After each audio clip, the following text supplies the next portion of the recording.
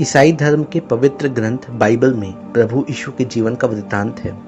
उन्होंने लोगों को सत्य पर चलने की सीख दी। उनके कई जानने वाले लोगों ने ही उन्हें धोखा दिया। इसके बावजूद प्रभु यीशु कभी भी विचलित नहीं हुए। अंत में लोगों की भलाई के लिए खुद ही सूली पर चढ़ गए और लोगों को उनके पाप के लिए क्षमा कर दिया। इतिहास में ईसा मसीह के जैसा दयालु और कृपालु महापुरुष शायद ही कोई होगा। नमस्कार मित्रों, आप सभी का एक बार फिर से स्वागत है आपके अपने channel the journey of life में। मित्रों, आज हम बात करेंगे प्रभु यीशु के द्वारा कही गई कुछ अनमोल वचनों के बारे में, क्योंकि प्रभु यीशु हमें सभी को पता है दया, प्रेम और अहिंसा की प्रतिमूर्ति थे। तो आइए चलिए हम उनके कहे गए अनमोल वचनों को जान लेते हैं। मित्रों, परम पिता परमेश्वर के पुत्र प्रभु यीशु का जन्म एक गरीब परिवार में हुआ था। उनकी माता मरियम थी और उनके पिता का नाम जोसेफ था। प्रभु यीशु ने अपना जीवन लोगों की भलाई के लिए समर्पित कर दिया।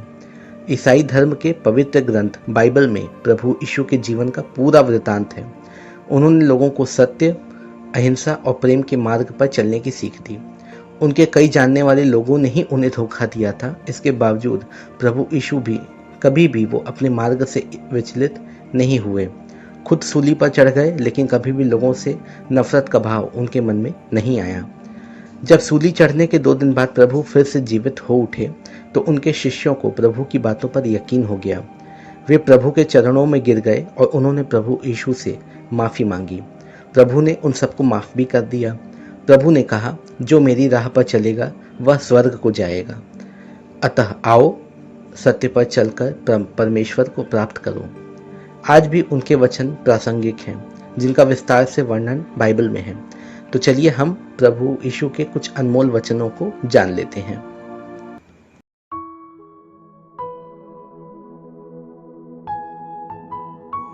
पहला, आप आने वाले कल के बारे में सोचकर कभी भी चिंतित मत होना, क्योंकि हर दिन की अपनी परेशानी होती है और वह परेशानी उसी दिन के खत्म होने के साथ चली भी जाती है।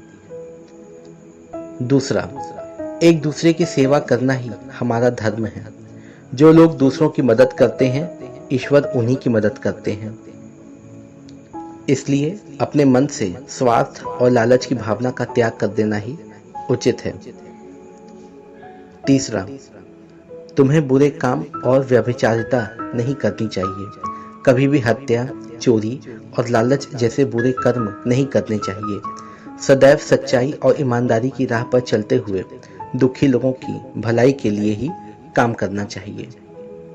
चौथा, जब आप दान करते हैं तो आपके बाएं हाथ को पता नहीं होना चाहिए कि आपका दाहिना हाथ क्या करता है, ताकि आपका दान गुप्त हो और तब आपका पिता जो चुपके से आपको देखता है वह अवश्य आपको पुरस्कृत करेगा। पांचवा, जो तुम्हें ग्रहण करता है वह मुझे ग्रहण करता है, और जो मुझे ग्रहण करता है वह मेरे भेजने वाले को भी ग्रहण करता है।